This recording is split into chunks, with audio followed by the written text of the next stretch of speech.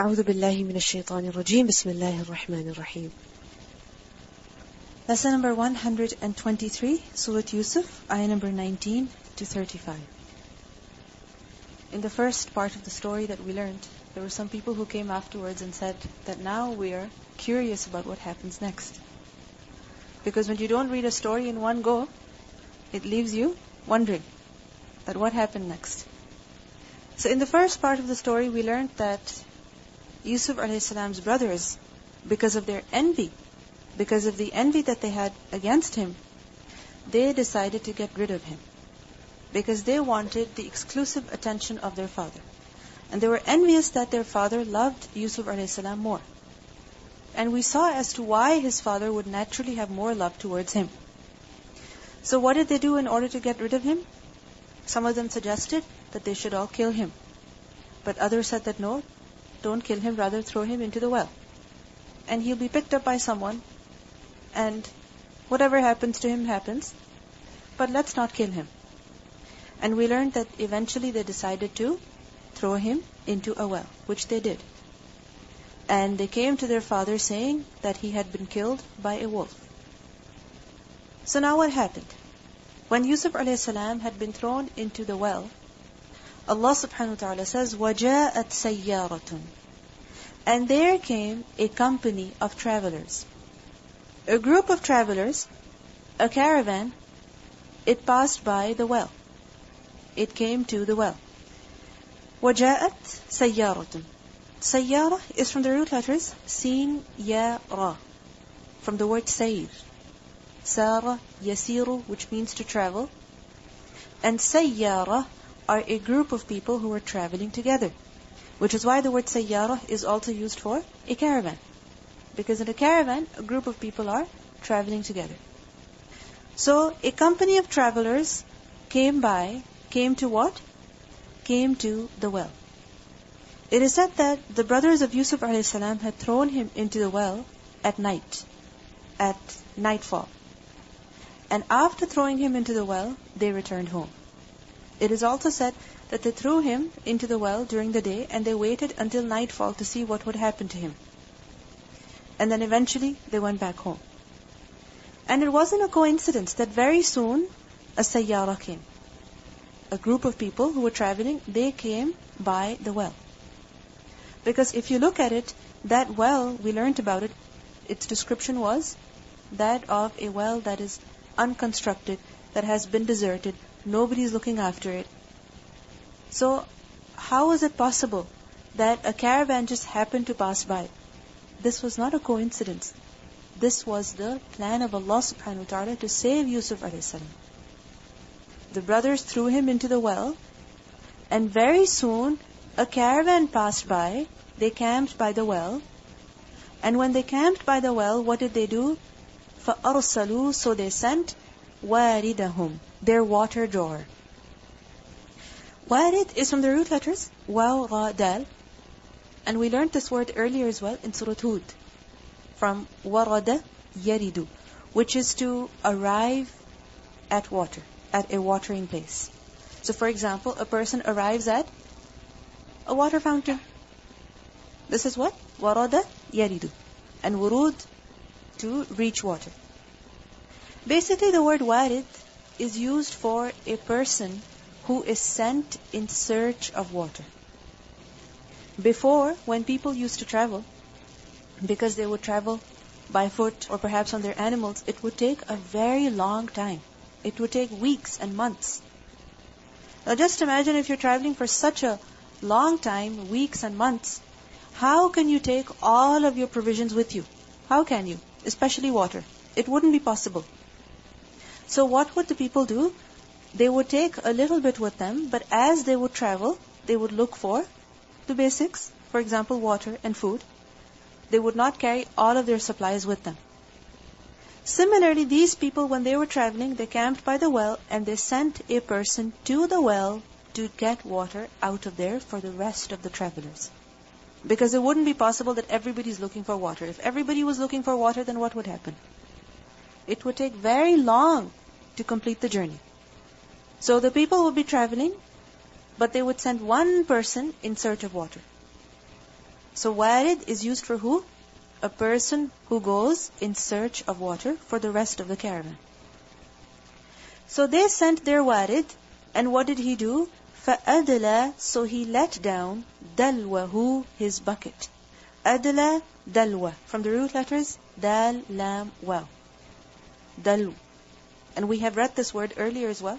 In Surah Al-A'raf, ayah number 22, we learned فَدَلَّاهُمَا بِغُرُورٍ, that shaitan, he dallahuma, meaning he seduced them. He made them commit evil. Because dal is actually used for a water bucket. And a water bucket, what do you do with it?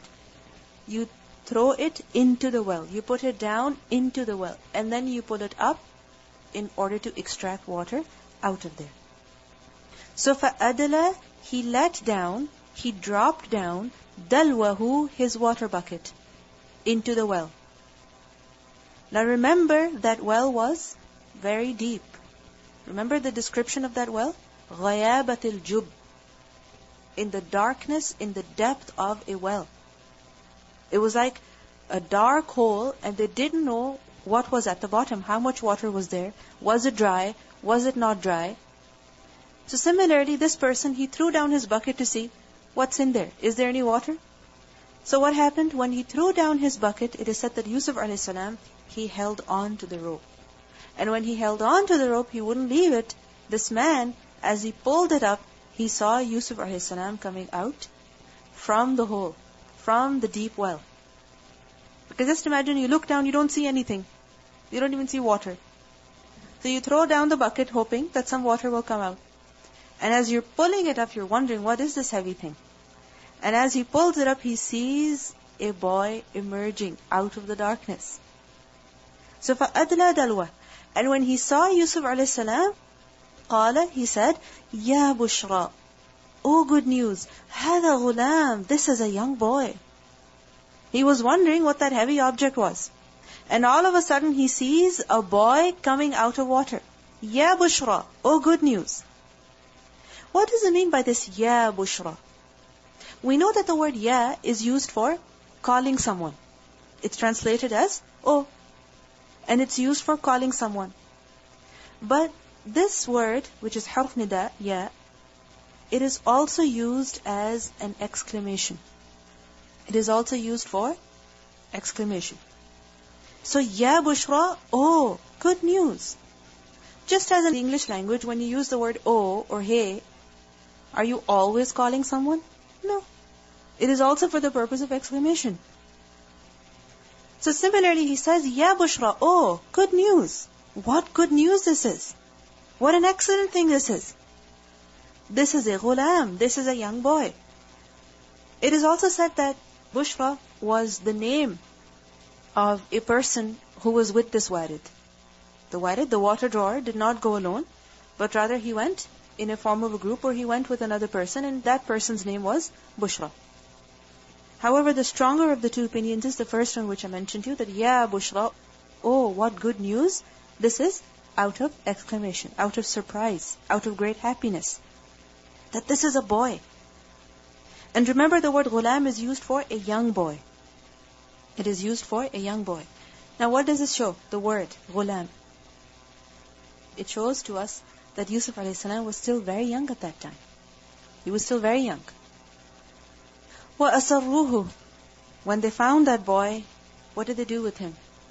Did they ask him, how did you get there? Who are you? What are you doing down there? Who put you there? Where's your home? No. What did they do? أَسَرُّوهُ بِضَاعَةً, they concealed him as a merchandise, as something for sale. They didn't even bother asking him who he was, how he was, had he eaten anything, where was his home. No. They just took him and they concealed him as a merchandise. Asarru from the root letters, sin, ra, ra, from the word sir, which is to hide, to conceal something. And the word bida'a is from the root letters ba, dad, ain. Ba, dad, ain. Bida'a is basically used for a commodity, a piece of merchandise, something that is for sale, something that is sold and benefit is earned through it. or profit is earned through it. So they concealed him as a merchandise. Now the question is, why did they conceal him as merchandise? Why didn't they just take him as he was and sold him? Why did they have to conceal him, hide him from the rest of the people? And who were they hiding him from? First of all, they hid Yusuf a.s. from the rest of the caravan. Because imagine, they had gone to extract water out of the well. And when they go there, who do they find?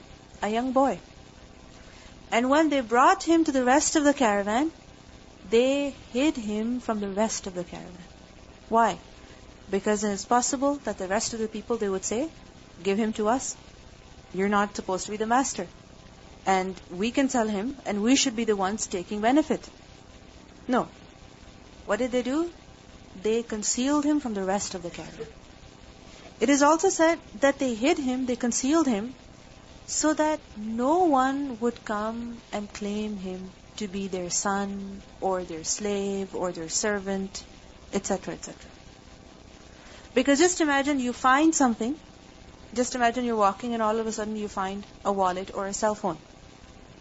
Now one is that you pick it up and you ask people around, who does this belong to? Or you put it in a public place so that whoever it is, they can come and claim it. But the other is that you just put it in your bag and you take it home. Why? Because if you publicize it, what's going to happen? What's going to happen? The person who owns it is going to come demanding it. So they immediately concealed him so that no one would find him. No one would come and claim him to be their son, to be their servant, to be their slave, etc. So وَأَسَرُّوهُ بِضَاعَةً. They concealed him as merchandise. But what does Allah say? وَاللَّهُ عَلِيمٌ. But Allah is knowing بِمَا يَعْمَلُونَ, with whatever that they do. Meaning, although they were hiding Yusuf a.s., they could not hide him from who? Allah subhanahu wa ta'ala. Allah was fully aware of what they were doing with him, where they were taking him, what they were pretending about him. So what does this show to us? That at times we feel that we are left completely alone. We're left completely alone, and nobody has any idea as to what we're going through. Especially when everyone's turning against us. When nobody seems to have mercy for us. But what does Allah say? Allah knows whatever they were doing. Allah is fully aware of what we're going through, even if we don't see compassion from the people who are around us. So we see that the people of the caravan, instead of helping him, instead of asking him, instead of showing any compassion to him, they took him in as a piece of merchandise. And very soon they sold him. وَشَرَوْهُ. And they sold him. بِثَمَنٍ. For a price that was bakhsin, that was reduced. Instead of asking him who he was, what did they do?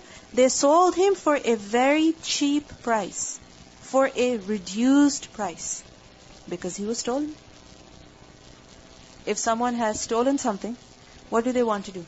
They want to get rid of it immediately. They want to get just at least a little bit of benefit out of it. Which is why they try to sell it as soon as possible. Isn't it so? Things that are stolen, people that have been kidnapped, or things that have been taken unjustly, what do people do? They try to get rid of them as soon as possible, even if they are in reality very valuable.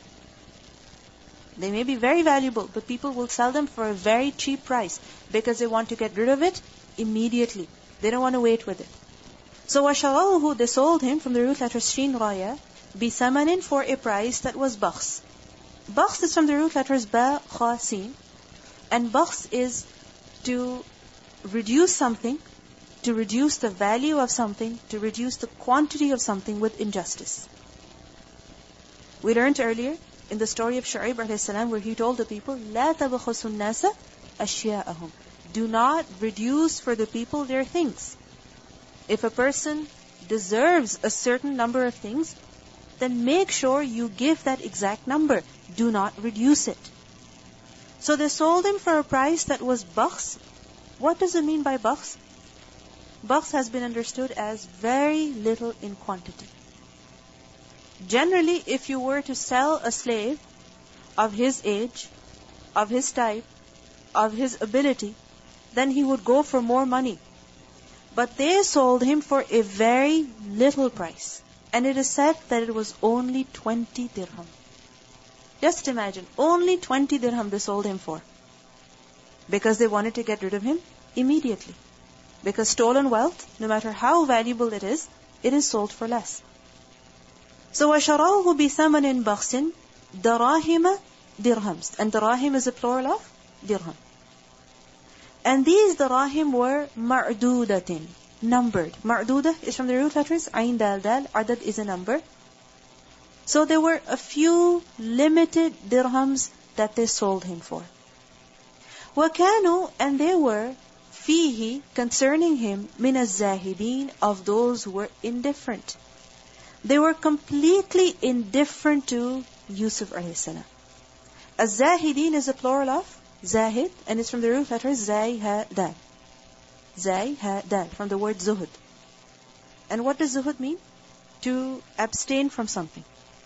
It is basically to not have interest in something. This is what zuhud means. You may have heard of the term zuhud as well, in which a person does not have any interest towards the worldly things, the pleasures of this world, the enjoyment of this world. And a person becomes content with less. This is what zuhud is. When a person does not have any desire for something, any inclination for something. Like for example, it's possible that one person goes to the mall and every store they look into, they start drooling over it. They're like, I wish I could have that, I wish I could have that. And there is another person who is walking through the same mall, the same aisles, but he doesn't have interest in those things. What's the difference? The heart, the desire, inclination. One is inclined towards those things, and another person does not have any interest in those things. So وَكَانُوا فِيهِ مِنَ الزَّاهِدِينَ. They were indifferent towards who? Towards Yusuf alayhi salam. They didn't pay any attention to him. Just imagine, you find a child in a well, and you don't even ask him who he is. Just imagine. They were so indifferent to him. They didn't care even a little bit about him.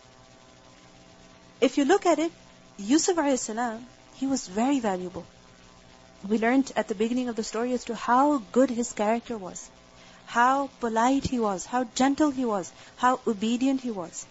And certainly he had some very good qualities in him, which is why he was chosen for prophethood, as we can learn from the dream that he had. So definitely Yusuf alayhi salam was very valuable. And on top of that, he was also very good looking. Extremely good looking he was. And his father loved him so much that when the brothers requested, can you please let us go for one day? What did he say? لَا يَحْزُنَنِي. It makes me sad that he will be away from me. I will miss him too much. Just imagine, someone is so valuable, so precious, so good looking, so good in their behavior, and the people of the caravan don't even see that.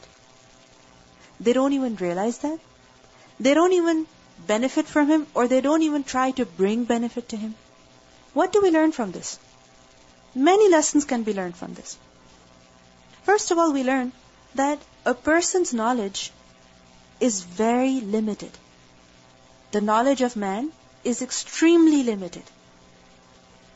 Because a person may have something very valuable before him, but he will not value it. Why? Because he does not know about its true worth. He does not know about its reality.